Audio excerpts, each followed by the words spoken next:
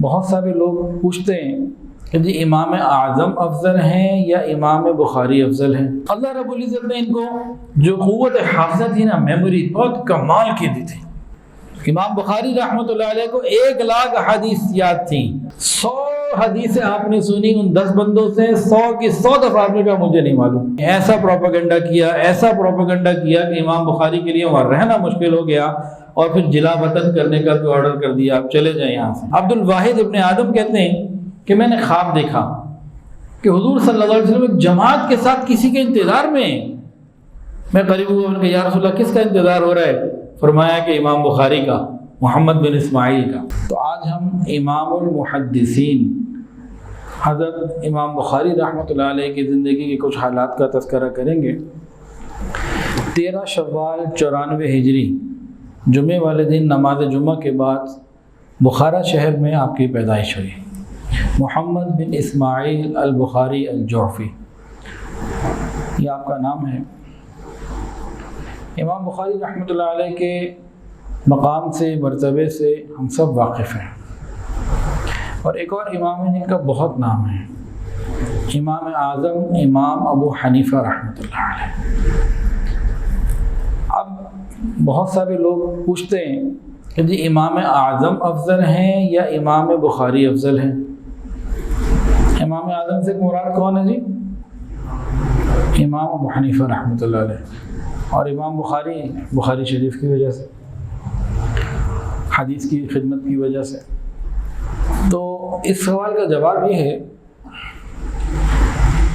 ہم سے تو دونوں ہی بڑے ہیں، امام بخاری ہوں یا امام ابو حنیفہ، ہم سے تو دونوں ہی بڑے ہیں، اور دونوں اللہ کے بڑے مقبول بندوں میں، کامل لوگوں میں ہیں۔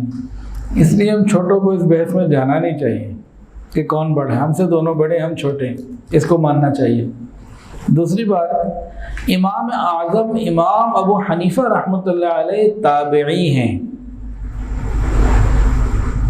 صحابہ کو دیکھا، صحابہ اور صحابہ کے شاگردوں سے علم حاصل کیا، اور امام بخاری رحمۃ اللہ علیہ جو ہیں یہ تو تابعی نہیں ہیں، ان کی پیدائش تو بہت بات کی ہے ان کے۔ امام بخاری رحمۃ اللہ علیہ کی پیدائش بات کی ہے اور ان کی پہلے کی ہے۔ امام بخاری رحمۃ اللہ علیہ 194 ہجری میں پیدا ہوا، امام ابو حنیفہ رحمۃ اللہ 80 ہجری میں۔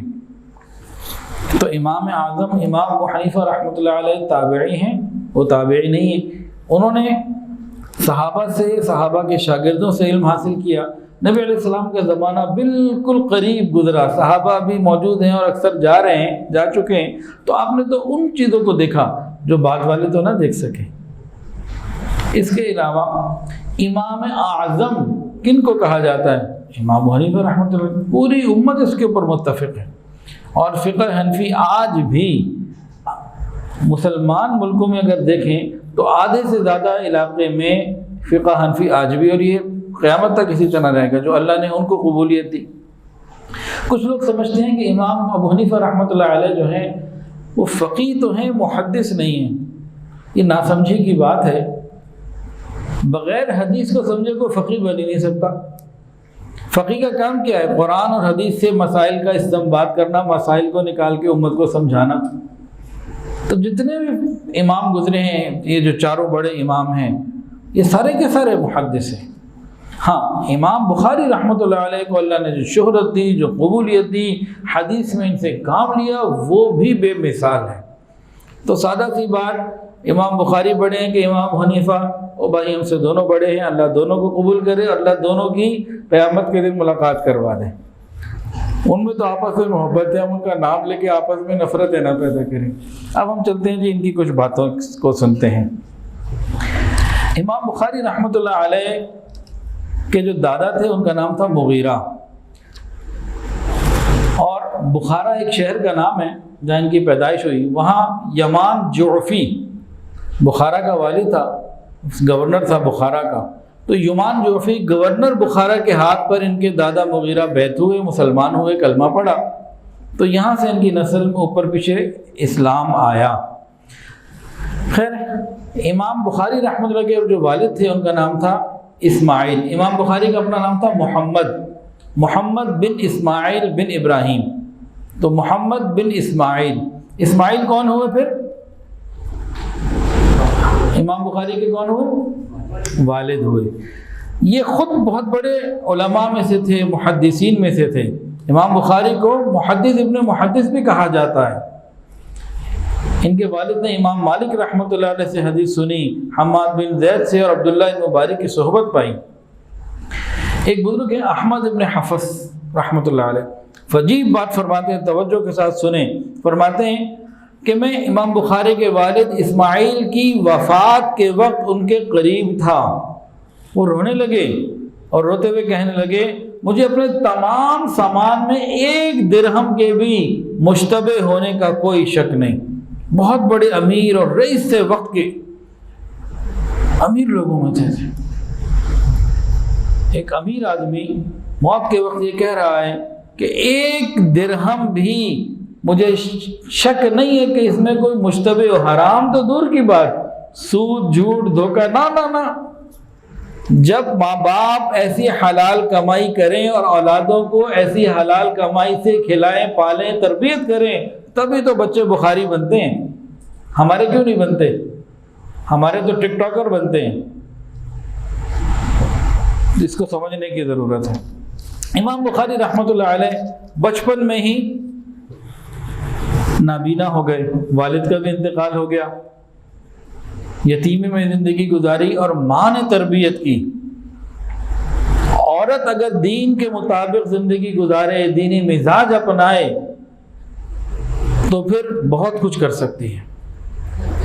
تو امام بخاری رحمۃ اللہ کی تربیت ماں نے کی، یتیم تھے۔ جب یہ بینائی چلی گئی انہوں نے پھر رو رو کے اللہ سے مانگا۔ امام بخاری رحمۃ اللہ علیہ کے والدہ نے اللہ سے رو رو کے مانگا اپنے بیٹے کی بینائی کے لیے۔ تو جب رات کو سو گئی نا تو حضرت ابراہیم علیہ السلام کی رات کو خواب میں زیارت ہوئی۔ ابراہیم علیہ السلام نے امام بخاری کی والدہ سے فرمایا اللہ نے تمہارے رونے دھونے کو قبول کر لیا، تمہاری دعا تمہاری اولاد کے حق میں قبول کر لی، اس کی بینائی واپس لوٹا دی۔ خواب کے بعد کہتی ہیں جب صبح میں سو کے اٹھی تو دیکھا تو اسماعیل، محمد بن اسماعیل، ان کی آنکھیں ٹھیک ہو چکی تھیں۔ یہ ماں کی دعائیں بڑے کام کی ہوتی ہیں، ہمیں لینی چاہیے۔ نوجوان جو بیٹھے ہیں نا تو ماں کی دعائیں لینی چاہیے۔ کیا کہتے ہیں؟ ماں کی دعا جنت کی ہوا۔ ایک آپ کو واقعہ مختصر کر کے سناتا ہوں۔ گزشتہ دن اتوار کو میں نے تفصیل سے سنایا ہے وہ واقعہ، 25 منٹ 20 منٹ میں، آپ کو چند منٹوں میں اس کا خلاصہ سناتا ہوں۔ ایک نوجوان حافظ قرآن ماں باپ نے بنایا، دیندار گھرانے میں تھا، کالج یونیورسٹی میں گیا، بے حیائی میں پڑھا، بے دینی میں پڑھا، حتیٰ کہ اللہ کا انکار کر گیا، الحاد اور ملحد ہو گیا، الحاد کا شکار ہوا، ملحد ہو گیا۔ وہ کہتا ہے کہ مجھے باقاعدہ کالج میں ہمارے یونیورسٹی میں ورکشاپس ہوتی تھیں، مجھے بتایا جاتا تھا مسلمانوں کا کوئی ڈریس کوڈ نہیں ہے اسلام کا، جو مرضی پہنو، عورت بھی جینس پہنے، کوئی مسئلہ نہیں۔ یہ تو علماء نے بنائی ہوئی باتیں، ان کی باتیں سننے والی ہیں، فضول لوگ ہیں، فساد کی جڑیاں ہی ہیں۔ داڑھی کے بارے میں کہتے ہیں بھائی داڑھی تو ابو جہل کی بھی تھی، یہ ٹھیک ہے حضور کی تھی لیکن ابو جہل کی بھی تھی۔ ابو جہل کی داڑھی بتا کے کیا بتا رہے ہیں؟ وہ تو اس علاقے کا کہ رواج تھا جی، وہ کوئی سنت تھوڑی ہے۔ اس کے علاوہ پگڑی کا بھی کہا، مجھے وہ تو سب پہنتے تھے، اس میں کون سی بات ہے؟ بھائی امی عائشہ گھر سے نکلتی تو آج کی عورت کیوں نہیں نکل سکتی بھائی؟ تو اس طریقے سے وہ مسلمانوں کے بنیادی چیزوں کے خلاف کرنا، کبھی کسی عالم کے پاس جانے کی ضرورت نہیں، خود ہی قرآن پڑھ لو، خود ہی بخاری پڑھ لو، اللہ اللہ خیر صلی اللہ کچھ۔ ارے تم سمجھدار ہو، تمہیں نہیں پتا؟ یہ بیچارے ان کو کیا آتا ہے مولویوں کو؟ نہ انہیں سائنس آتی، نہ ٹیکنالوجی آتی، نہ ان کو اسپیس کا معلوم ہے، نہ ان کو بایولوجی آتی، یہ کیا قرآن حدیث پڑھا جاتے ہیں؟ چھوڑو، اپنا خود پڑھو، خود سمجھو۔ پھر اس نے کہا ہمیں یہ بتایا گیا کہ دیکھو یا سنی ہیں یا شیعہ ہیں، سنیوں میں کوئی تصوف والا ہے، کوئی تبلیغ والا ہے، آپس میں ایک دوسرے کو برا بھلا کہتے رہتے ہیں، چھوڑو ان سب کو، جھگڑوں سے بچو، صاف ستھری زندگی گزارو، خود ہی پڑھ لو، خود ہی ٹھیک ہو جاؤ۔ تو اس طریقے سے وہ کرتے کرتے یہاں تک پہنچا کہ رب کا انکار کر گیا۔ پھر ہوا کیا؟ اس نوجوان اس اتوار کو صبح آیا تھا، کہنے لگا مجھے نبی علیہ السلام کی زیارت نصیب ہوئی۔ تڑپ گیا کہ اتنا گناہ گار مجھے آقا کی زیارت نصیب ہوئی. پھر میں خیر اللہ کی طرف لوٹا اور اب میں نے توبہ طائب ہو گیا، اب اللہ کی طرف آ چکا ہوں. نوجوان کہنے لگا میری ماں مجھے کہتی تھی، یہ ماں کی بات سے یاد آئی تھی مجھے آج واقعہ بھی سنانا. وہ کیا کہنے لگا نوجوان؟ کہنے لگا میری ماں مجھے کہتی تھی بیٹا تو جتنا مرضی دین سے دور چلا جا، میں نے تجھے باوضو دودھ پلایا ہے، حلال غذا کھلائی ہے، میں باکردار ہوں، ہمیشہ پردے میں رہی ہوں، تجھے پردے میں دودھ پلایا، تجھے حرام نہیں کھلایا، میرا دودھ ضائع نہیں جائے گا، تو جتنا بھی دور چلا جائے گا واپس رب کے در پر آئے گا. تو اس میں نا ماں کی دعاؤں کی بات بھی آ گئی، ماں کے کردار کی بھی آ گئی. تو آج عورت کا کردار بنانے کی ضرورت ہے. نوجوان بچے شادی کر لیتے ہیں، شادی کے بعد بچوں کی تربیت نہیں کر پاتے کہ جی کیا کریں. بیوی ایسی چنی ہوتی ہے، جب بیوی ہی آپ نے ایسی چن لی جس کی آپ نے کھال تو دیکھی عقل نہیں دیکھی، شکل دیکھی عقل نہیں دیکھی، دین نہیں دیکھا، تو پھر یہی سب کچھ ہوگا.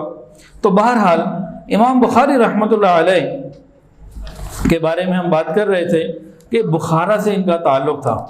تو بخارا ایک شہر کا نام ہے جو ازبکستان کے اندر ہے، اور اس کا جو دارالخلافہ ہے وہ سمرقند ہے، اور سمرقند کے قریب بخارا ہے. الحمدللہ مجھے یہاں جانے کا موقع ملا اور امام بخاری رحمۃ اللہ علیہ کی قبر پہ حاضری بھی ہوئی. بخارا کب فتح ہوا؟ تقریباً 54 ہجری کی بات ہے. عبید اللہ نامی گورنر تھے بخارا کے مسلمانوں کی طرف سے. انہوں نے بخارا کے قریب نصف اور بیگم کو فتح کیا، پھر بخارا پہ حملہ کیا. اس زمانے میں بخارا میں ایک خاتون تھی جو حکومت کرتی تھی، اور اس کا نام بھی خاتون تھا، اس خاتون کا نام بھی خاتون تھا، وہ بخارا کی حاکمہ تھی. اس نے ترک قوم کو بلایا اور بڑی تعداد میں مسلمانوں کے خلاف لڑائی کی. اللہ کی شان، اللہ نے مسلمانوں کو فتح عطا فرما دی. تو اس نے پھر صلح کی درخواست کی، کہا 1 لاکھ سالانہ درہم میں تمہیں دوں گی، صلح کر لو. صلح ہو گئی. بہرحال 87 ہجری 87 ہجری میں اسلامی فتوحات کے عظیم جرنیل قتیبہ بن مسلم رحمۃ اللہ علیہ جب باقی دنیا کو فتح کرتے ہوئے آ رہے تھے، بخارا بھی انہوں نے فتح کر لیا. پھر یہ مسلمانوں کا اسلام کا ایک خوب شاندار مرکز بنا. حدیث کی بہت ساری کتابیں، ان میں سے 6 مشہور ہیں. کوئی نام بتائے 6 کے 6 انعام پائے. جی بتائیں جی نام، کوئی بھی بتا دیں. کوئی ایک آدمی 6 نام بتائے.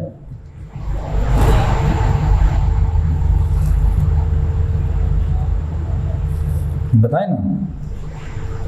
صحیح بخاری، صحیح مسلم، سنن ابن ماجہ، سنن ابو داؤد، سنن ابن حبان، سنن ابو داؤد، سنن ترمذی، سنن ابن ماجہ. 2 دفعہ تو ابن ماجہ نہیں بولنی ہے، 1 دفعہ بولنا ہے. نسائی. چلیں 6 میں سے 5 بتا دیں، انعام بعد میں لے لیجیے گا. ماشاءاللہ. غور کرنے کی بات، سمجھیں اس پوائنٹ کو. یہ 6 صحائح 6 کی 6 کتابیں لکھنے والے 6 کے 6 یہ ماوراء النہر ان علاقوں کے تھے. ایک بھی عربی نہیں تھا، ایک بھی مکے کا نہیں، ایک بھی مدینے کا نہیں. کتنی دور علاقوں کے تھے یہ. کیا مطلب؟ اللہ بے نیاز ہے. جو دین پہ محنت کرے گا اللہ اسے عزت دے گا، جو دین کو ناقدری کرے گا اللہ اسے واپس لے لے گا. تو یہ عظیم جگہ تھی جہاں بڑے بڑے علماء پیدا ہوئے. امام بخاری، امام نسائی، امام مسلم، امام ابن ماجہ، امام ترمذی، امام حافظ کبیر رحمۃ اللہ علیہ، اور بہت امام ابو داؤد، بڑے بڑے پیدا ہوئے. تو یہ بہت بڑا مرکز بنا. لیکن پھر ایک وقت آیا، چنگیز خان آیا. 616 ہجری 616 ہجری 10 فروری 1220 عیسوی چنگیز خان نے یہاں وہ بربریت کے کام کیے اور اتنا قتل و غارت کیا، پورے شہر میں چند گھروں کو چھوڑ کے سب تخت و تاراج کر دیا، ساروں کو شہید کر دیا. بخارا نے یہ بھی دیکھا. پھر اللہ نے تاتاری قوم پوری کی پوری جو مسلمانوں کو مٹانے کے لیے نکلی، اللہ نے ساروں کو کلمہ ہی دے دیا. کیا کہا تھا علامہ اقبال نے؟ پاسباں مل گئے کعبے کو صنم خانے سے. جب کعبے کو صنم خانے سے پاسبان مل گئے تھے نا، تو اسی چنگیز خان کی اولادوں میں ایک بہت مشہور اسلامی فاتح تیمور لنگ بخارا ان کے پاس آیا، اور پھر وہ اسلامی تہذیب کا گہوارہ بن گیا اور تیمور لنگ کی اولادوں میں چلتا رہا۔ آج وہاں پہ ان کی قبریں ہیں، ان کی اولادوں کی، اولاد در اولادوں کی۔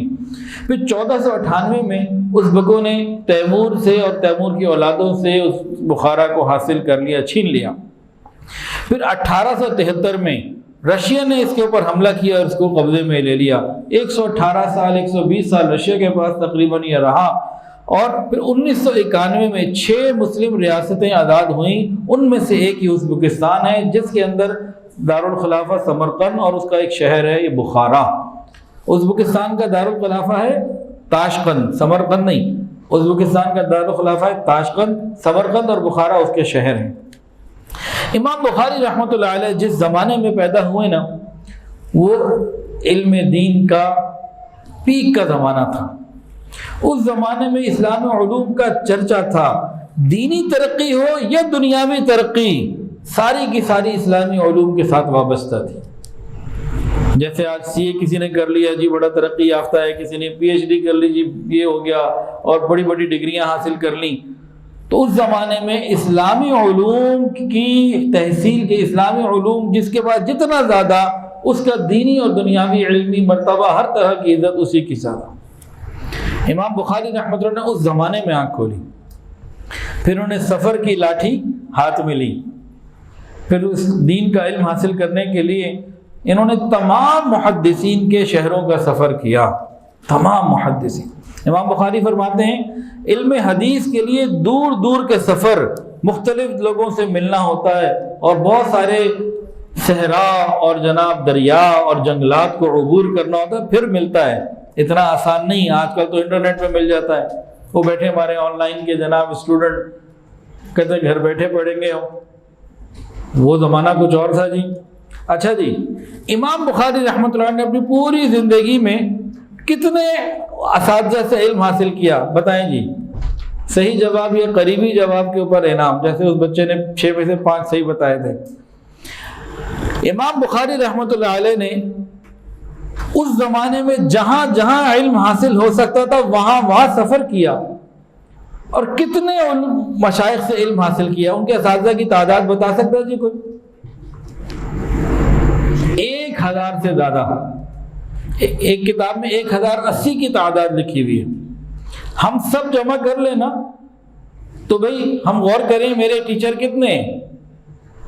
بھائی ہم نے 10-20 اگر مضمون پڑھے تو 10-20 ٹیچر ہوں گے، ہر مضمون کے 2-4 لے لیجئے۔ آج کوئی بہت ہی بڑا پڑھا لکھا بندہ ہوگا نا، وہ کہے گا جی میرے ٹیچرز کی میں لسٹ بناؤں تو 100 ہو جائیں گے، کوئی اس سے زیادہ کوئی 200 پہ بھی پہنچ جائے تو مشکل بات ہے۔ 1080 ان کے اساتذہ کی تعداد تھی، ان لوگوں سے انہوں نے علم حاصل کیا۔ خود فرماتے ہیں میں نے 1000 سے زائد لوگوں سے حدیثیں یاد کی، اور مجھے اپنی ہر حدیث کی سند بھی یاد ہے۔ امام بخاری رحمۃ اللہ چھوٹی سی عمر میں تھے نا، تو ان کا ایک واقعہ سنیں۔ جب 11 سال ان کی عمر تھی، فرماتے ہیں کہ پہلے تو میرے مکتب میں پڑھا، حافظہ اللہ نے ان کو ایسا دیا تھا کہ فوٹوگرافک میموری، ادھر کہیں کچھ پڑھا یا سنا وہ اندر جا کے جناب فیڈ ہو گیا، بس ایک دفعہ سننا اور پڑھنا سب فیڈ ہو جاتا تھا۔ کہتے ہیں کہ میں مکتب یعنی پرائمری سے نکل کر میں نے ایک بہت بڑے محدث سے، ان کا نام تھا داخلی رحمۃ اللہ علیہ، ان کی مجلس میں جانا شروع کیا۔ وہ حدیث بیان کرتے، ایک مرتبہ انہوں نے حدیث بیان کی تو راوی کا نام غلط بیان کر دیا۔ میں چھوٹا سا بچہ تھا، میں کھڑا ہوا، میں نے کہا حضرت یہ آپ نے جو راوی بیان کیا ہے یہ ٹھیک نہیں۔ وہ غصے میں آ گئے کہ تم کیسے کہہ سکتے ہو؟ پوچھا کون ہے پھر؟ انہوں نے کہا جی یہ آپ نے غلطی کی ہے، یہ صحیح ہے، صحیح ہے۔ خیر ان کو غصہ بھی آیا، ناراض بھی ہوئے، پھر وہ اٹھ کے گئے اندر جا کے اصل کتاب جب دیکھی تو امام بخاری کی بات ٹھیک تھی۔ پھر واپس آئے، کہنے لگے بچے تیری بات ٹھیک ہے، آپ نے صحیح کہا۔ یہ 11 سال کا بچہ مجمع میں بیٹھ کے اتنے بڑے محدث کے سامنے ان سے غلطی ہو گئی وہ بتا رہا ہے، کتنی بڑی بات ہے۔ امام بخاری رحمۃ اللہ کے کلاس فیلو تھے، ان کا نام تھا حاشد بن اسماعیل، حاشد بن اسماعیل ان کا نام تھا۔ کہتے ہیں ایک مرتبہ ہم لوگ بصرہ گئے اور مشائخ بصرہ سے ہم نے علم حدیث حاصل کرنے کے لیے وقت لیا تو ہمیں جو ہے نا 15 دن کا وقت ملا، 16 دن۔ کہتے ہیں مشائخ بصرہ کے پاس ہم گئے تو 16 دن ہم نے ان سے علم حدیث حاصل کیا۔ تمام طلباء لکھتے کاغذ پینسل، امام بخاری سنتے لکھتے کچھ نہ۔ ہم بڑے حیران کہ کیا کر رہے ہیں، وقت ضائع کر رہے ہیں اللہ کا بندہ، بھائی سفر کر کے آئے لکھو۔ تو کہتے ہیں جب ہمارا وہ پیریڈ پورا ہو گیا نا تو ہم نے پوچھا حضرت آپ نے تو کچھ لکھا ہی نہیں۔ کہنے لگے کیا کہنا چاہتے ہو؟ وہ کہتے ہیں 16,000 احادیثیں ان 16 دنوں میں 15,000 احادیثیں انہوں نے لکھوائی تھیں جو ان لوگوں نے لکھی تھی۔ کہتے ہیں میں نے 15 کی 15,000 ساری ان کو زبانی سنا دی۔ پھر پوچھا بھی وقت کس میں ضائع کیا؟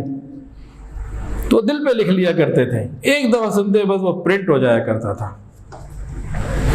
ابھی ان کی عمر کا 18واں سال تھا، اپنی والدہ یتیم تھے، اپنی والدہ اور بڑے بھائی احمد بن اسماعیل کے ساتھ حج کے لیے آئے۔ حج کے بعد ماں اور بڑا بھائی تو واپس چلے گئے، بڑے بھائی کا واپس جانے کے بعد جلد ہی انتقال ہو گیا۔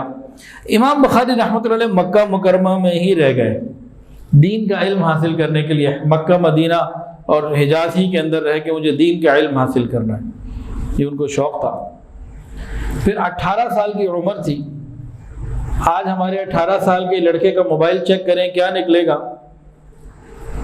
کسی باپ میں ضرورت نہیں ہے کہ اپنے 18 سال کے لڑکے کے موبائل چیک کر سکے۔ 18 سال کی عمر میں امام بخاری رحمۃ اللہ علیہ نے مدینہ منورہ کی چاندنی راتوں میں روزہ اطہر کے بالکل قریب بیٹھ کر ایک کتاب لکھی، تاریخ کبیر، اور اس کے علاوہ انہوں نے ایک کتاب لکھی قضایا الصحابہ والتابعین، صحابہ اور تابعین کے اقوال انہوں نے جمع کیے۔ اور جو ان کی کتاب ہے نا تاریخ کبیر، یہ بہت مشہور کتاب ہے۔ ان کے بچپن کی باتوں میں سے ایک واقعہ اور سن لیجئے۔ سلیم بن مجاہد وہ کہتے ہیں کہ ایک مشہور محدث ہے محمد بن سلام بیکند علاقے کے، کہتے ہیں کہ میں ان کی خدمت میں حاضر ہوا ملنے۔ انہوں نے مجھ سے کہا تھوڑی دیر پہلے آتے نا تو ایک بچہ دیکھ لیتے چھوٹا سا، 70,000 حدیثیں اسے یاد ہیں۔ کہتے ہیں مجھے تو شوق ہو گیا، ارے یہ کون ہے؟ تو میں جب نکلا تو میری ملاقات ہو گئی امام بخاری سے۔ میں نے کہا آپ کو 70,000 حدیثیں یاد رکھنے کا دعویٰ ہے؟ کہنے لگے جناب مجھے اس سے زیادہ کا دعویٰ، اس سے زیادہ یاد ہیں، اور مجھے ہر اپنے حدیث کے صحابی اور تابعی کہ حضور صلی اللہ علیہ وسلم سے مجھ تک جو پہنچی ہے، درمیان میں صحابی کون اور درمیان میں اور لوگ کون، ان کی وفات کا بھی علم، ان کی پیدائش کا علم، کہاں رہتے تھے وہ بھی علم، صرف حدیثیں یاد نہیں ہیں۔ جیسے ایک حدیث ہے نا انما الاعمال بالنیات، یہ کیا ہے جی؟ حدیث۔ اب یہ حضور تک کتنے راوی ہیں، کون سا راوی کہاں پیدا ہوا، کہاں انتقال ہوا، کہاں رہا، یہ کہتے ہیں مجھے سب معلوم۔ بہت بڑے محدث بیکندی جو ہیں وہ فرماتے ہیں کہ جب یہ بچہ میرے درس میں آ جاتا ہے تو مجھے پریشانی لگ جاتی ہے۔ ایسی بچپن میں ان کی معاملات تھے۔ اللہ رب العزت نے ان کو جو قوت حافظہ تھی نا، میموری بہت کمال کی دی تھی۔ کئی واقعات نے ان کے لیے قوت حافظہ کے سن لیجیے۔ ہمیں تو کل کی بات یاد نہیں رہتی، ہمارے گناہوں کی وجہ سے، ہماری تعلیم پر توجہ نہ ہونے کی وجہ سے، اور کوئی وجہ نہیں ہے۔ دو مین وجہ ہیں، ایک ہمارے گناہ اور دوسرا ہماری توجہ نہیں ہوتی۔ حضرت سنیے، اب انہوں نے امام بخاری رحمۃ اللہ علیہ نے دعویٰ کیا کہ ان کو 1,00,000 صحیح حدیثیں یاد ہیں اور 2,00,000 غیر صحیح یاد ہیں۔ کتنی جی؟ امام بخاری کو کتنی صحیح حدیثیں یاد تھیں؟ 1,00,000، اور غلط کتنی یاد تھیں؟ 2,00,000۔ بھائی صحیح اور غلط کی فرق وہی کر سکتا ہے نا جسے دونوں باتیں پتہ ہوں۔ بخاری شریف میں کتنی حدیثیں ہیں؟ تقریباً 9,000۔ کچھ ریپیٹڈ ہیں، بار بار آتی ہیں، کئی مرتبہ انما الاعمال بالنیات بھی کئی مرتبہ آئی۔ اس کو کہتے ہیں مکررات، ریپیٹیشن۔ جو ریپیٹڈلی آئی ہیں اگر ان کو الگ کر دیا جائے تو جو صرف ایک دفعہ آئی ہے وہ کتنی بنتی ہیں؟ 2700 کچھ بنتی ہیں، 2800 کے نیچے۔ امام بخاری رحمۃ اللہ علیہ کو 1,00,000 احادیث یاد تھیں۔ تو اس بات سے سمجھانا جو چاہ رہا ہوں نا وہ کیا ہے، بعض لوگ غلط فہمی میں کہتے ہیں بس بخاری میں نہیں ہے تو بس پھر دین ہی نہیں ہے، یہ بات ٹھیک نہیں ہے۔ صحاح ستہ 6 مشہور کتابیں جو ہیں ان میں حدیث کا بہت بڑا مجموعہ موجود ہے، لیکن اس کا یہ مطلب نہیں ہے کہ ان 6 کتابوں کے علاوہ صحیح حدیث کسی اور کتاب میں ہو نہیں سکتی، یہ ہم زیادتی نہ کیا کریں، اس بات کو سمجھنے کی ضرورت ہے۔ امام بخاری خود کہتے ہیں کہ مجھے 1 لاکھ احادیث یاد تھی، تو بخاری شریف میں تو 9000 ریپیٹڈ کو ملا کے ہیں، ورنہ تو 2700 کچھ ہے۔ اللہ ہمیں صحیح سمجھ عطا فرمائے۔ اب واقعہ ذرا سنیے، بڑا مزیدار واقعہ۔ اب بھی جناب ان کو اپنے حافظے کا ایک کلیم تھا، مشہور جو شہرت بھی بہت تھی۔ ایک مرتبہ امام بخاری رحمۃ اللہ علیہ بغداد آئے۔ بغداد کہاں پہ ہے جی؟ ایران میں؟ ترکی میں؟ اچھا، اور کہاں ہے؟ ہاں عراق میں ہے، بغداد عراق میں، استنبول میں نہیں ہے، ایران میں بھی نہیں ہے، ٹھیک ہو گیا۔ عراق آئے، اہل عراق نے ان کا بڑا جناب والہانہ ان کو موسٹ ویلکم کیا اور استقبال کیا، اور پورے شہر میں جی امام حدیث اور امام بخاری حافظ الحدیث آئے، بڑا ان کا چرچا کیا، پروٹوکول کیا، اور پیچھے سے اندر سے انہوں نے ایک زبردست پلاننگ کی کہ ہم نے ان کا حافظہ چیک کرنا ہے۔ انہوں نے کیا کیا، 10 بندے تیار کیے اور ہر ایک کو 10 احادیث یاد کروائیں، اور ان 10 کی 10 میں کوئی نہ کوئی غلطی، کہیں متن میں غلطی، کہیں راویوں میں غلطی۔ متن کا مطلب حدیث کے الفاظ، اس کو آگے پیچھے کر دیا، اس میں کوئی تبدیلی کر دی۔ راوی کا مطلب ہے کہ فلاں بن فلاں فلاں عن فلاں عن فلاں، کس نے کس سے روایت کی۔ تو مختلف طریقوں سے نا 10 لوگوں کو تیار کیا، ہر ایک کو 10 حدیثیں غلط یاد کروائیں، تو ٹوٹل کتنی ہو گئی؟ 10 ضرب 10 100۔ اب پورے مجمع کو بلا لیا، پورا بغداد کا علماء کا اور علم حدیث سے شوق رکھنے والوں کا بڑا مجمع لگ گیا۔ اب امام بخاری کو اسٹیج پہ بلایا، یہ جی حافظ البخاری اور حافظ الحدیث اور امام بخاری ہیں، بڑا ان کا اکرام کیا۔ اب اسٹیج پر آ گئے، اب انہوں نے پلاننگ تو کی ہوئی تھی، سر عام چل رہا ہے نا، مطلب کام۔ ایک کھڑا ہوا، حضرت آپ حافظ الحدیث ہیں، یہ حدیث میں آپ کو سنانا چاہتا ہوں۔ اس نے حدیث سنائی، وہ جو پلانڈ لوگ بیٹھے ہوئے تھے نا، تو امام صاحب نے کہا لا ادری، مجھے نہیں پتا، لا عارفہ ہو، میں نہیں جانتا۔ پھر اس نے دوسری سنائی، کہا میں نہیں جانتا، پھر تیسری سنائی، کہا میں نہیں جانتا، چوتھی سنائی، میں نہیں جانتا، 10 کی 10 سنائی، کہا میں نہیں جانتا۔ اب ایک طرف عوام میں مشہور یہ ہے کہ حافظ الحدیث، اور ہر حدیث پہ کیا مجھے نہیں پتا، کتنا پریشر ہے، ذرا سوچیں اس کو، مجمع میں بات ہو رہی ہے۔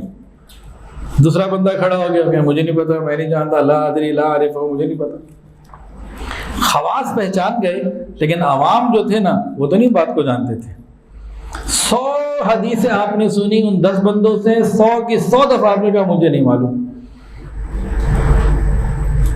اس کے بعد امام بخاری رحمۃ اللہ علیہ آئے، پھر اپنے نا اسٹیج پہ تھے، اسٹیج میں تو آئے، پھر جواب دینے کے لیے فرمایا، پہلے بندے کو دیکھو، تم نے سب سے پہلے یہ حدیث سنائی تھی، اس پہ تم نے یہ غلطی کی ہے، اصل یہ ہے۔ دوسری تم نے یہ سنائی تھی، اس میں غلطی تھی، اصل یہ ہے۔ تیسری تم نے یوں سنائی، اسی ترتیب سے 1 سے 10 تک، پھر دوسرے کو کہا تم نے 1 سے 10 تک یوں سنائی، یہ غلطیاں، یہ صحیح ہے۔ تو 100 کے 100 انہوں نے ان کی غلطیوں کو غلط والی بھی سنائی اور صحیح بھی سنائی۔ اب ذرا سنیے بات، حافظ ابن حجر رحمۃ اللہ لکھتے ہیں، یہ واقعہ لکھنے کے بعد تبصرہ لکھتے ہیں کہ یہاں امام بخاری رحمۃ اللہ علیہ کی حدیث میں امامت تسلیم کرنی پڑتی ہے، تعجب اس پر نہیں کہ امام نے غلط حدیث کی تصحیح کی، صحیح کیا، وہ تو تھے ہی حافظ۔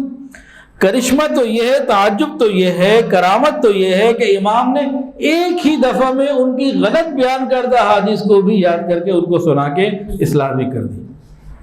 تو یہ معمولی بات نہیں ہے، بہت بڑی بات ہے۔ امام بخاری رحمۃ اللہ علیہ کسی کتاب کو ایک مرتبہ دیکھ لیتے وہ اندر وہ پرنٹ ہو جاتی تھی۔ سمرقند میں کیا ہوا دیکھیں جی، یہ بیات کرنا، بیان کرنا کوئی آسان نہیں ہوتا۔ ابھی بیان کرو نہ، ہو سکتا ہے ابھی یہیں پہ کوئی میسج ٹی وی پہ عشق الہی پہ لکھ کے کوئی اعتراض ڈال دے۔ کئی دفعہ ہوتا ہے بیان کر کے جاتا ہوں جی یہ آپ نے کیا کہہ دیا،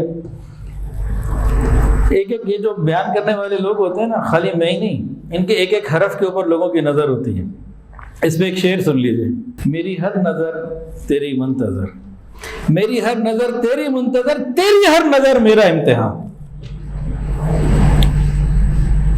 میری ہر نظر تیری منتظر، تیری ہر نظر میرا امتحان. ہم ہر وقت امتحان میں ہوتے ہیں. یہ ایسے بیٹھے کیوں، ایسے کھڑے کیوں ہوئے، ایسے کھانسے کیوں، ادھر کیوں دیکھا ادھر کیوں دیکھا، ہر وقت امتحان میں ہوتے ہیں. تو کوئی بات نہیں، ایک اور شعر سن لیں. آؤ ظالم ہنر آزمائے، آؤ ظالم ہنر آزمائے، تم خنجر آزماؤ ہم جگر آزمائے. چلو کوئی بات نہیں، پھر ہم بھی کرتے ہیں مقابلہ. اللہ تعالی ہمت اور آسانی عطا فرمائے. تو بہرحال تو ان کو بھی لوگوں نے بخشا نہیں، ان کو بھی پورا پورا نا تولا. اب ایک اور واقعہ سنیے، جو سنا ہے آپ نے ایک معمولی بات تھی، اب ایک اور سنیے. سمرقند میں ایک مرتبہ 400 محدث جمع ہوئے. کتنے؟ 400. اور انہوں نے احادیث کی سندوں میں تبدیلیاں کی، اور یہ 400 لوگ 7 دن 1 ویک امام بخاری رحمۃ اللہ علیہ کو مغالطے میں ڈالنے کی کوشش کرتے رہے، سارے ناکام ہو گئے. امام بخاری نے فرمایا مجھے 1 لاکھ صحیح حدیثیں یاد ہیں، 2 لاکھ غیر صحیح یاد ہیں. ایک مرتبہ بلخ گئے، وہاں حدیث کے اصحاب جمع ہوئے، لوگ جمع ہوئے. تو انہوں نے کہا کہ بھئی آپ ہمیں کچھ حدیث سنا دیں. تو انہوں نے 1000 احادیث ان کو لکھوائیں، اور 1000 راویوں سے لکھوائیں. پوائنٹ سمجھے؟ 1000 احادیث لکھوائیں، 1000 راویوں کی لکھوائیں. یوسف بن مروزی کہتے ہیں کہ میں بصرہ کی مسجد میں تھا، وہاں اعلان ہوا کہ امام بخاری بصرہ آئے ہیں، کوئی ان کو دیکھنا چاہتا ہے، زیارت کرنا چاہتا ہے تو آئے. کہتے ہیں میں بھی مسجد چلا گیا. اور مسجد میں نے جا کے دیکھا ستون کے پاس ایک نوجوان نماز پڑھ رہا ہے جس کی داڑھی میں ابھی سفید بال نہیں آئے. ایک ایسا بندہ ہے جس کی داڑھی نے ابھی سفیدی کو اجازت نہیں دی. تو معلوم ہوا کہ یہی امام بخاری ہے. خیر لوگوں نے ان کو کہا حضرت حدیث کے اوپر ایک درس دے دیں، حدیث کے اوپر کچھ. وہ تو ان کا شوق تھا کہ جی میں بالکل حاضر ہوں. اس کے بعد بہت بڑی تعداد میں علماء، مشائخ حدیث اور حافظ حدیث بہت جمع ہو گئے، تیرے دھرنے کو جگہ نہیں تھی. اس کے بعد امام صاحب نے فرمایا میں تو بھائی ابھی ایک نوعمر آدمی ہوں، آپ لوگوں نے مجھے حدیث کا سنانے کو کہا ہے، تو پھر میں تمہیں ایسی حدیث سناؤں گا جس کی سند تمہارے پاس پہلے نہیں. اس کے بعد وہ حدیث سناتے، کہتے اس کی یہ سند ہے، تم لوگوں کے پاس یہ حدیث ہے تو صحیح لیکن فلانی سند سے ہے، میں تمہیں اس سند سے سنا رہا ہوں. ایک مرتبہ بصرہ میں کیا ہوا، امام بخاری رحمۃ اللہ علیہ کو اہل بصرہ نے کہا کہ آپ حدیث سنائیں.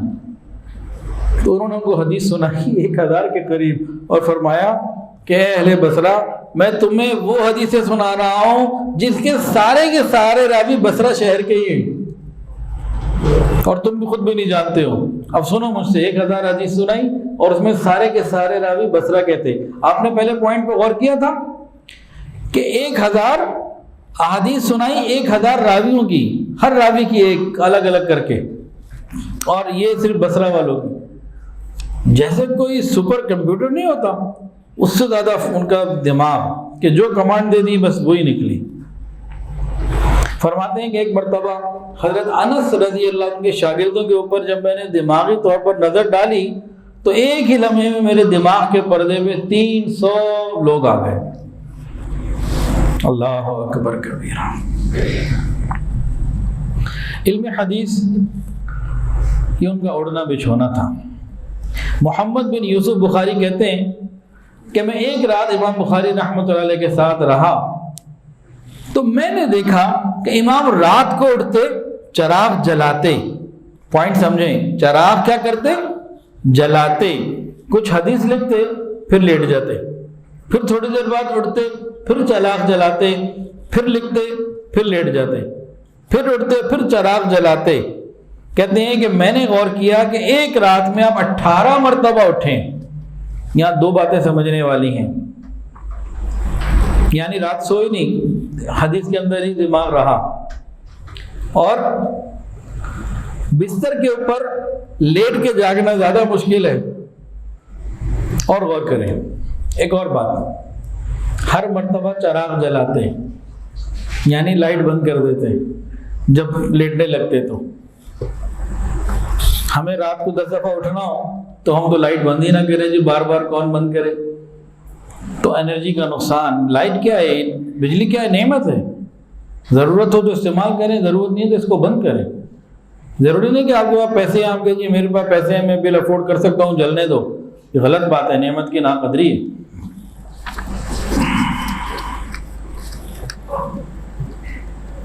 محمد ابن ابی حاتم کہتے ہیں کہ ایک سفر میں امام بخاری کے ساتھ تھا. میں نے دیکھا کہ ہر رات ان کی ترتیب یہ ہوتی، رات کو 10-15 مرتبہ 20 مرتبہ اٹھتے اور حدیث میں نشان لگا لیتے اور پھر آرام کرتے، پھر اٹھتے، پھر خیال آتا. تو بخاری شریف جس کو اتنی عزت ملی ہے اس کے پیچھے محنتیں ہیں، بغیر محنت کے نہیں پہنچی. امام بخاری رحمۃ اللہ علیہ کا حافظہ تو بڑا مشہور تھا. تو ان کے بارے میں ایک مرتبہ لوگوں میں ایک بات مشہور ہو گئی کہ یہ ایک دوائی ہے حافظے کی، اس کا نام ہے بلازر، وہ کھاتے ہیں. اس دوائی نے ان کے دماغ کو اتنا تیز کر دیا ہے، یہ بات مشہور ہو گئی بلا وجہ. تو کسی نے آگے ویریفائی بھی کر لیا کہ حضرت کوئی حافظے کی کوئی خاص دوا کھاتے ہیں، کیا کرتے ہیں ہم؟ تو امام بخاری رحمۃ اللہ نے فرمایا حافظے کے لیے آدمی کی توجہ، مطالعے کے اوپر کامل یکسوئی، دائمی نظر، اس سے زیادہ کوئی چیز نہیں ہے. آج ہم بھی کتابیں پڑھتے ہیں، ساتھ میں موبائل ہوتا ہے، ہم بھی مطالعہ کر رہے ہوتے ہیں، ادھر سے ٹی وی دیکھ رہے ہوتے ہیں، ہم بھی کچھ کتاب پڑھنے لگتے ہیں تو ادھر ادھر مصروف بھی ہوتے ہیں، یاد کیسے ہوگی؟ تو امام بخاری رحمۃ اللہ فرماتے ہیں کہ کامل توجہ کے ساتھ پڑھنا، پورے انہماک سے پڑھنا، یہ ہے اصل چیز، اس پہ ہمیں آنا چاہیے. امام بخاری رحمۃ اللہ علیہ صرف حدیث پڑھنا پڑھانا ان کا کام نہیں تھا، بلکہ اس کے ساتھ ساتھ وہ رات کو اللہ کی یاد میں کھڑے بھی ہوا کرتے تھے. واقف ہو اگر لذت بیداری شب سے، واقف ہو اگر لذت بیداری شب سے، اونچی ہے ثریا سے بھی یہ خاک پر اسرار. جو تہجد کی پابندی کرتا ہے اللہ تعالیٰ اس کو بڑا بلند مقام عطا فرماتے ہیں. کسی نے کیا خوب کہا، عطار ہو، رومی ہو، رازی ہو، غزالی ہو. عطار ہو، رومی ہو، رازی ہو، غزالی ہو، کچھ ہاتھ نہیں آتا بے آئے سحر گاہی.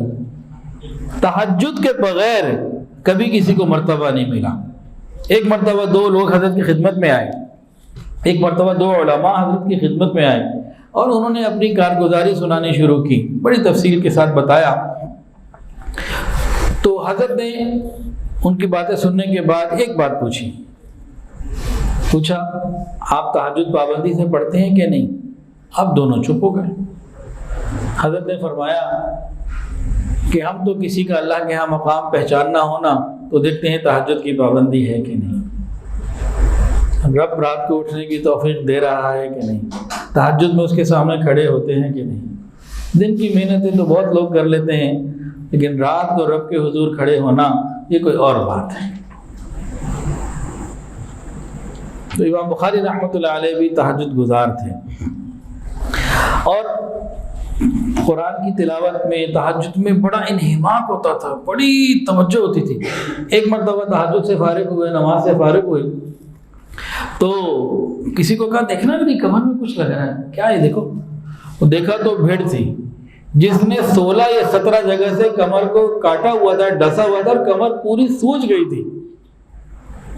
تو اس نے کہا حضرت آپ نماز ذرا مختصر کر لیتے. کہنے لگے وہ لمبی سورہ شروع کی ہوئی تھی، دل کیا پہلے پورا کر لوں، چھوڑو اس کو، کیا سوچنا، کیا توجہ ہوتی ہوگی. تو تہجد گزار بھی تھے اور شوق کے ساتھ قرآن کا لطف لیا کرتے تھے. امام اب کتاب کا نام سن لیجئے، سیر اعلام النبلا، مستند کتاب، اس میں لکھا ہوا ہے امام بخاری رحمۃ اللہ علیہ رمضان المبارک میں ہر روز قرآن پاک مکمل کیا کرتے تھے دن میں، اور تراویح میں 3 دن میں ایک قرآن پورا کیا کرتے تھے. آج بعض لوگ جو امام بخاری کو تو مانتے ہیں لیکن کہتے ہیں جی ایک دن میں قرآن پڑھنا جو ہے وہ ٹھیک نہیں. اور امام بخاری رحمۃ اللہ علیہ کا عمل سیر اعلام النبلا میں لکھا ہوا ہے کہ رمضان مبارک میں روز قرآن مجید کی تلاوت کرتے تھے. 30 دن رمضان کے ہوئے تو 30 قرآن، اور 30 دن تراویح پڑھی تو 10 قرآن 33 قرآن مجید کی تلاوت ہو گئی ہے۔ تو قرآن مجید کثرت سے پڑھنا یہ نعمت میں سے ہے۔ امام بخاری رحمۃ اللہ زبردست قسم کے تیر انداز سے، تیر اندازی بڑی ان کی زبردست تھی، ورزش بڑی کیا کرتے تھے اور بڑی ہمت کے ساتھ زندگی گزاری۔ ایک مرتبہ تیر اندازی کر رہے تھے، ساتھی ساتھ تھے، وہ جو تیر مارا نا تو کسی پل پہ جا کے لگ گیا، پل پہ کوئی نشان پڑ گیا ہوگا، پیچھے سے لکڑی کا پل ہے، تیر لگا تو کوئی نشان آ گیا ہوگا۔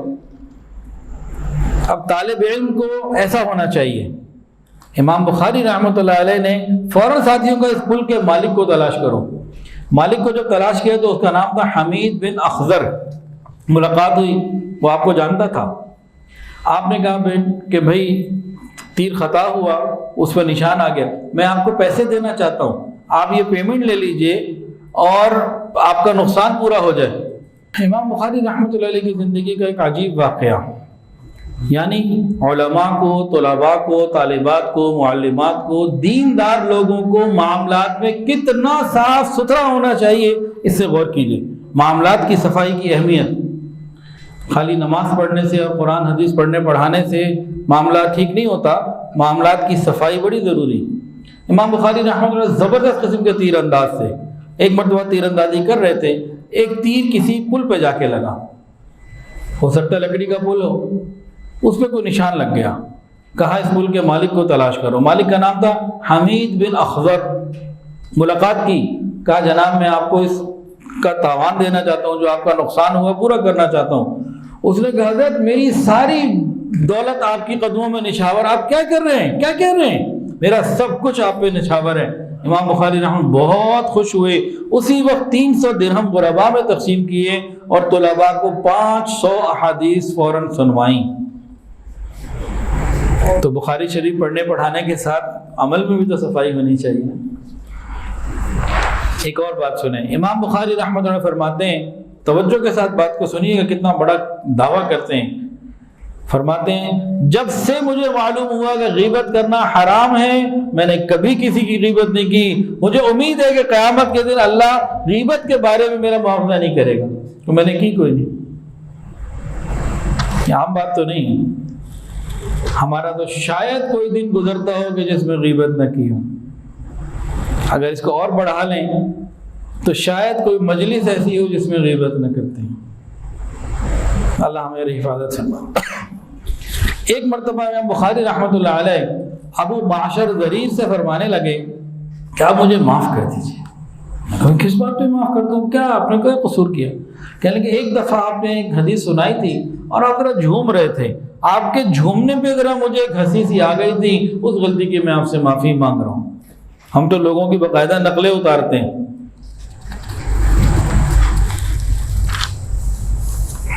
امام بخاری رحمۃ اللہ علیہ کے جو والد تھے، شروع میں بتایا اسماعیل بن ابراہیم بخاری، وہ جو تھے بہت امیر آدمی تھے، وقت کے روثا میں سے تھے، وقت کے دولت مند ترین لوگوں میں سے تھے۔ اور وفات کے وقت انہوں نے کیا کہا کہ مجھے اپنی ساری دولت میں 1 درہم کے بھی مشتبہ ہونے کا کوئی ذرا سا بھی شک نہیں۔ جب اتنی حلال پاکیزہ کمائی اولاد کو دی جائے تبھی تو بخاری پیدا ہوتے ہیں۔ حرام کھلا کے، سود کا کھلا کے، دھوکے کا کھلا کے، رشوت کا کھلا کے اولاد سے کیسے ہم امید رکھ سکتے ہیں کہ وہ ہمارا خیال کریں گے؟ لیکن امام بخاری رحمۃ اللہ علیہ یہ تو دین کا کام کرنے والے تھے، مال تھا لیکن کاروبار کے لیے وقت نہیں دے سکتے تھے۔ دین سیکھنا، سکھانا، پڑھنا، پڑھانا یہ ان کا کام تھا۔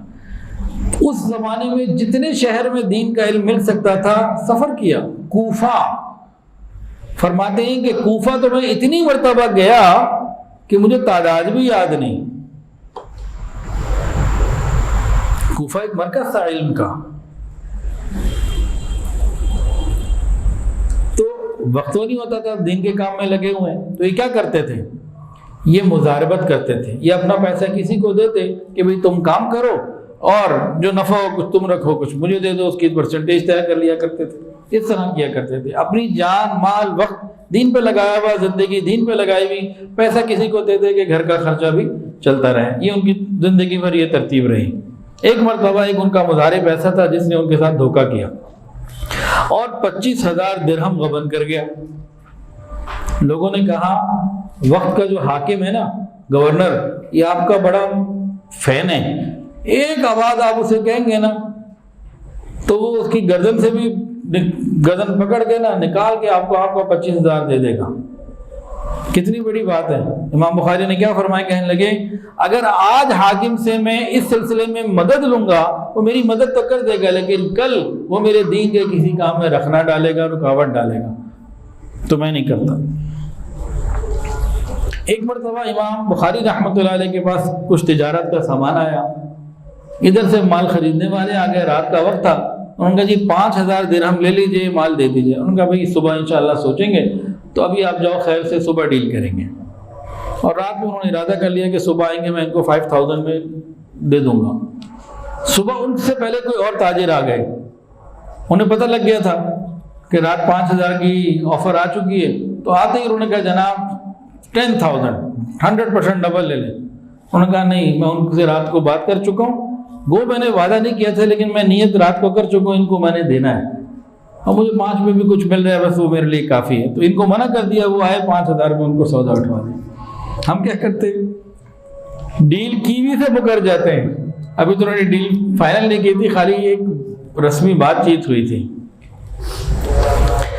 اور خالی ایسا نہیں ہے کہ ہمیشہ آسانیاں ہی گزاری، مالی اعتبار سے سفر میں بھی پریشانیاں بھی آئیں۔ ایک سفر میں ایک مرتبہ ایسی نوبت آ گئی، گھاس کھا کے گزارا کرنا پڑا۔ امام بخاری رحمۃ اللہ علیہ 3 دن تک گھاس کھاتے رہے، کسی کو اطلاع نہ کی۔ اللہ کی شان، 3 دن کے بعد کو اللہ نے مدد بھیجی، کوئی ایک اجنبی آیا اور اشرفیوں کی تھیلی دے کے نکل گیا، چلا گیا، پتہ نہیں کون تھا۔ یہ بھی ہوتا ہے۔ ایک مرتبہ اپنی طالب علمی کے زمانے میں سفر میں تھے، بصرہ گئے ہوئے تھے، روز پڑھنے آتے، کئی دن نہیں آ سکے، تو جو باقی کلاس فیلو سے پوچھا بھی کیا معلوم ہے، جب حالات کی تحقیق کی تو پتہ لگا کہ کپڑے بھی نہیں اور زیادہ راہ بھی نہیں، خرچ بھی نہیں۔ پھر لوگوں نے انہوں نے انتظام کیا، ساتھیوں نے، اور پھر وہ پڑھنے آئے۔ اور یہ ضرورت مندوں پہ خوب خرچ کیا کرتے تھے اور کوشش کرتے تھے کسی کو پتہ نہ چلے۔ اور ان کی جو ماہانہ آمدنی آتی تھی اس کا بہت بڑا حصہ طلب علم میں، جو بچے لگے ہوتے تھے طلباء، مدرسوں، خانقاہوں، تبلیغ کے اوپر یہ خوب خرچ کیا کرتے تھے۔ ان کی ایک روٹین تھی۔ امام بخاری رحمۃ اللہ علیہ کی زندگی میں کئی اتار چڑھاؤ بھی آئے۔ ایک شہر میں گئے، بڑا والہانہ استقبال، ایسا کہ جو بادشاہوں کو بھی نہ ہوتا تھا، اور پھر وہاں والوں نے آپ کے سے کسی بات پہ ناراض ہو کے آپ کے خلاف پروپیگنڈا شروع کر دیا اور آپ کو پھر وہاں سے نکلنا پڑا۔ اس کے بعد پھر آپ آئے بخارا۔ اس پریشانی کے بعد جب بخارا آئے، بخارا والوں کو پتہ لگا امام صاحب آ رہے ہیں، خوب استقبال کیا، ان کے اوپر درہم اور دینار باقاعدہ نچھاور کی، خالی پھول کی پتیاں نہیں، سونا چاندی نچھاور ہوا، آ گئے۔ اور بخارا میں اب جناب جہاں جاتے مجلس حدیث لگ جاتی، لوگ آتے آپ سے دین سیکھتے، حدیث سنتے، چلنے لگا۔ اللہ کی شان، بخارا کا جو گورنر تھا اس زمانے کا، خالد بن احمد ذہلی نام تھا، خالد بن احمد ذہلی۔ اس نے امام بخاری کو کہا آپ میرے محل میں آئیں اور میرے بچوں کو اور مجھے علم سکھائیں۔ انہوں نے کہا نہیں، یہ نہیں ہو سکتا، میں اس طریقے سے نہیں کر سکتا، تمہیں آنا پڑے گا، بچوں کو بھیجو، یہاں سب بیٹھے آگے پڑھو۔ تو میں نہیں آتا۔ امام بخاری رحمۃ اللہ نے منع کر دیا۔ اس نے کہا اچھا حضرت ایسا ہے، کوئی درمیانی بات نکال لیتے ہیں، بچے میں بھیج دیتا ہوں، لیکن جب وہ آپ کے پاس پڑھنے آئیں آپ باقی لوگوں سے الگ ان کو پروٹوکول دے کے پڑھائیں، ان دونوں کو بھی وقت دیں اور کسی کو وقت نہ دیں، شہزادوں کو پڑھائیں۔ تو امام بخاری نے یہ بھی منع کر دیا کہ نہیں، ایسا نہیں ہو سکتا، حدیث کا علم سب کے لیے عام ہے، امیر ہو غریب ہو، ان کو درس میں بیٹھنا پڑے گا سب کے طریقے سے جیسے سب بیٹھتے ہیں، ہاں علم ان کو مل جائے گا لیکن انہیں آنا ایسے ہی پڑے گا۔ میں بادشاہوں کے دروازوں پہ جا کر علم کی تذلیل نہیں کر سکتا اور نہ ہی میں یہ کر سکتا ہوں۔ تو امام بخاری رحمۃ اللہ نے تو اس کو نا جواب دے دیا کھرا کھرا۔ اب جناب وہ گورنر تھا، ان کی جناب انا پہ ٹھیس آئی۔ پتہ کیا کیا امام بخاری رحمۃ اللہ علیہ کو؟ انہوں نے بد عقیدہ، بد مذہب اور ان کے خلاف پروپیگنڈا شروع کر دیا، جیسے آج ہم سیاسی علماء کے لیے کرتے ہیں کہ کہ بندہ ٹھیک نہیں، فلاں ٹھیک نہیں، ایسا پروپیگنڈا کیا کہ امام بخاری کے لیے وہاں رہنا مشکل ہو گیا، اور پھر جلا وطن کرنے کا بھی آرڈر کر دیا، آپ چلے جائیں یہاں سے۔ پھر خیر وہ وہاں سے نکلے۔ نیشاپور میں بھی ان کے ساتھ ایک دفعہ ایسا ہو چکا تھا، نکال دیا گیا، ایک مسئلہ پوچھا، اس مسئلے کو انہوں نے حق بیان کیا، اور جناب اس پہ ایک اور بندے سے اختلاف ہوا اور وہاں سے ان کو نکلنا پڑا۔ اب یہاں سے بھی ان کو نکلنا پڑا۔ تو سمرقند کے بالکل قریب ایک جگہ خرتنگ، وہاں ان کی رشتہ دار خالہ وغیرہ بھی رہتی تھی، وہاں یہ آ گئے اور بڑی تکلیف کی زندگی گزار رہے تھے۔ پھر ایک دن انہوں نے اللہ سے یوں مانگا، اے اللہ، زمین اپنی تمام وسعتوں کے باوجود مجھ پر تنگ ہو گئی ہے، اللہ مجھے اپنے پاس بلا لیجیے۔ یہ بھی عجیب زندگیاں ہوتی ہیں جن کو اللہ شہرت اور بڑا مقام دے دیتے ہیں نا، تو بعض مرتبہ یہ حالات بھی آ جاتے ہیں۔ امام بخاری رحمۃ اللہ علیہ اللہ سے مانگنے، اللہ زمین تنگ ہو گئی ہے، مجھے واپس بلا لیں۔ خیر ان کی دعا کو اللہ رب العزت نے قبول فرمایا۔ عبد الواحد ابن آدم کہتے ہیں کہ میں نے خواب دیکھا کہ حضور صلی اللہ علیہ وسلم ایک جماعت کے ساتھ کسی کے انتظار میں ہیں۔ میں قریب ہوا، ان کہ یا رسول اللہ کس کا انتظار ہو رہا ہے؟ فرمایا کہ امام بخاری کا، محمد بن اسماعیل کا۔ کہتے ہیں جب میں خواب سے اٹھا نیند سے تو میں نے وہ وقت اور دن نوٹ کر لیا۔ میں حیران تھا یہ خواب کی تعبیر کیا ہوگی۔ کہتے ہیں کچھ دنوں کے بعد میرے پاس اطلاع آئی کہ امام بخاری رحمۃ اللہ کا انتقال ہو چکا۔ پھر میں نے پوچھا کس دن ہوا، کس وقت ہوا، دونوں ٹائم کو میچ کیا تو وہ میرے خواب والا ٹائم تھا جسے نبی علیہ السلام انتظار کر رہے تھے۔ اور جب قبر میں تدفین کر دی گئی تو امام بخاری رحمۃ اللہ علیہ کی قبر سے خوشبو آئی، جو لوگوں نے سنی، لوگوں کو تو انتہائی ہجوم ہو گیا قبر کی مٹی لینے کے لیے، اور اس خوشبو کی برکت سے کئی ایسے لوگ جو امام بخاری رحمۃ اللہ کے مخالف تھے وہاں قبر پہ آ کے پھر اللہ سے معافی مانگی، توبہ کی۔ جو امام بخاری رحمۃ اللہ علیہ کے حالات میں چند باتیں تھیں، قوت حافظہ کے حوالے سے بھی چند باتیں آئیں۔ امام بخاری رحمۃ اللہ علیہ کے بارے میں علماء کی ایک اسٹیٹمنٹ سمجھ لیجئے، سن لیجئے۔ علماء کرام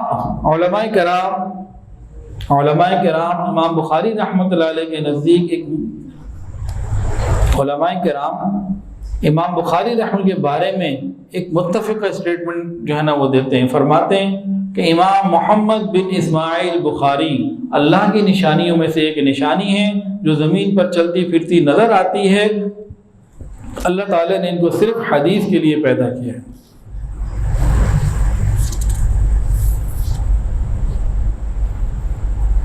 امام بخاری رحمۃ اللہ علیہ صفائی پسند بھی تھے۔ درس حدیث ان کا ان کے گھر میں بھی ہوتا، مسجد میں بھی ہوتا، اور دونوں جگہ صفائی کا خیال رکھتے۔ ایک مرتبہ حدیث کا درس دے رہے تھے، ایک طالب علم تھا، اس کی داڑھی میں کوئی تنکا سا تھا، اس نے نکال کے ایسے پھینک دیا۔ امام بخاری رحمۃ اللہ علیہ کی طبیعت کے اوپر وہ ذرا بھاری گزرا، اور پھر آپ نے حدیث پوری کرنے کے بعد بس جب مجلس پوری ہو گئی خاموشی سے اٹھے، اس تنکے کو اٹھایا اور آگے جا کے کسی مناسب جگہ پہ، جیسے ڈسٹ بن وغیرہ کو اس زمانے میں کوئی جگہ ہوگی وہاں ڈال دیا۔ تو طبیعت کے اندر صفائی بہت زیادہ تھی۔ ایک مرتبہ امام بخاری رحمۃ اللہ بیمار ہو گئے، تو اس زمانے میں جو ہے نا جو حکیم لوگ ہوتے تھے وہ پیشاب چیک کیا کرتے تھے۔ آج بھی یورین ٹیسٹ ہوتا ہے، لیکن وہ اپنی آنکھوں سے چیک کرتے تھے، اس وقت لیبارٹری نہیں تھی۔ تو حکیم صاحب نے جب پیشاب یورین ٹیسٹ کیا نا، ان کا آنکھوں سے دیکھا تو حیران ہو کے پوچھا کہ محسوس ہی ہوتا ہے کہ آپ سالن نہیں کھاتے، مرچیں نہیں استعمال کرتے۔ ان کا ہاں 40 سال ہو گئے ہیں مرچیں استعمال نہیں کر رہا، سالن نہیں کھاتا۔ تو کھاتے کیا ہیں؟ تو پتہ لگا 5 یا 7 بادام کھا لیتے ہیں، اسی میں ان کا 24 گھنٹے کا سلسلہ پورا ہو جاتا ہے۔ امام بخاری رحمۃ اللہ کا مسلک کیا تھا؟ امام بخاری رحمۃ اللہ علیہ کا مسلک کیا تھا، اس بارے میں سمجھ لیجئے۔ علامہ تقی الدین سبکی رحمۃ اللہ علیہ اور محی سنہ نواب صدیق حسن خان رحمۃ اللہ علیہ، یہ دونوں فرماتے ہیں کہ امام بخاری رحمۃ اللہ علیہ شافعی المسلک تھے، اور حافظ ابن حجر رحمۃ اللہ علیہ فرماتے ہیں کہ امام بخاری رحمۃ اللہ علیہ نے جتنی فقاہت کی باتیں کی ہیں، فقیہانہ گفتگو کی ہے، اس کا اکثر اور غالب حصہ جو ہے وہ امام شافعی رحمۃ اللہ علیہ سے ہے۔ اور حافظ ابن قیم رحمۃ اللہ علیہ کی تحقیق یہ ہے کہ حنبلی تھے، امام احمد ابن حنبل رحمۃ اللہ علیہ کے مقلد تھے۔ اور علامہ طاہر الجزائری اور علامہ انور شاہ کشمیری رحمۃ اللہ علیہ وہ فرماتے ہیں کہ خود فقیہ مطلق تھے، خود جو ہے وہ فقیہ تھے، مجتہد تھے۔ تو بہرحال زیادہ علماء یہی فرماتے ہیں کہ یہ شافعی المسلک تھے، اور یہ امام شافعی رحمۃ اللہ علیہ کی ان کے تقلید کیا کرتے تھے۔ حدیث کے طلباء ایک بات ضرور سمجھیں، محدثین جب حدیث پڑھتے پڑھاتے تھے تو حدیث پر عمل بھی کیا کرتے تھے۔ بہت سارے محدثین کے واقعات کتابوں میں موجود ہیں کہ کیسے وہ عمل کیا کرتے تھے۔ امام احمد بن حنبل رحمۃ اللہ علیہ فرماتے ہیں میں نے کوئی حدیث ایسے نہیں پڑھی، امام احمد بن حنبل رحمۃ اللہ علیہ فرماتے ہیں میں نے کوئی حدیث ایسی نہیں پڑھی جس پر میں نے عمل نہ کیا۔ فرماتے ہیں کہ ایک مرتبہ میں نے حدیث پڑھی کہ پچھنے لگانا، حجامہ کرنا، کپنگ تھیراپی جس کی آج جدید شکل ہے آسانی والی، تو حجامہ نبی علیہ السلام نے ایک مرتبہ حجامہ کروایا اور کرنے والے کو ایک اشرفی دی۔ کہتے ہیں میں نے جب یہ حدیث پڑھی تو پھر میں نے بھی حجامہ کروایا، اور جب حجامہ کرنے والا حجامے سے فارغ ہوا میں نے اس کو ایک اشرفی دے دی کہ اس حدیث پر عمل ہو جائے۔ امام وکیع رحمۃ اللہ علیہ حدیث کو یاد رکھنے کا ایک عمل بتاتے ہیں، سنیے اور دل کے کانوں سے سنیے، تمام طلباء اور طالبات کو توجہ کے ساتھ سنیے۔ امام وکیع رحمۃ اللہ کا قول ہے اگر حدیث یاد کرنا چاہتے ہو تو اس پر عمل کرو، یاد ہو جائے گی۔ امام بخاری رحمۃ اللہ علیہ متبع سنت تھے، پوری زندگی میں کوئی کام ایسا نہیں کیا جو حدیث کی سنت کے خلاف ہو۔ ہمیں بھی اللہ سے مانگنا چاہیے اللہ ہمیں اتباع سنت عطا فرما دیجیے۔ امام بخاری رحمۃ اللہ علیہ ایک عجیب قول فرماتے ہیں انسان کو ہر وقت ایسی حالت میں رہنا چاہیے کہ وہ جب رب کے حضور میں ہاتھ اٹھائے درخواست پیش کرے اس کی دعا قبول ہو جائے۔ فرماتے ہیں کہ انسان کو زندگی کیسی گزارنی چاہیے؟ ایسی زندگی گزارنی چاہیے، ہر وقت ایسی حالت میں رہنا چاہیے کہ جب وہ ہاتھ اٹھائے اس کی درخواست قبول ہو جائے، اور وہ اسی منصب کے آدمی بھی تھے، ان کا مقام یہی تھا۔ ویڈیو کے نیچے سبسکرائب کے بٹن پہ کلک کریں، بیل کے آئیکن پہ کلک کیجئے تاکہ ہر نئی ویڈیو کی نوٹیفیکیشن آپ کو مل جائے۔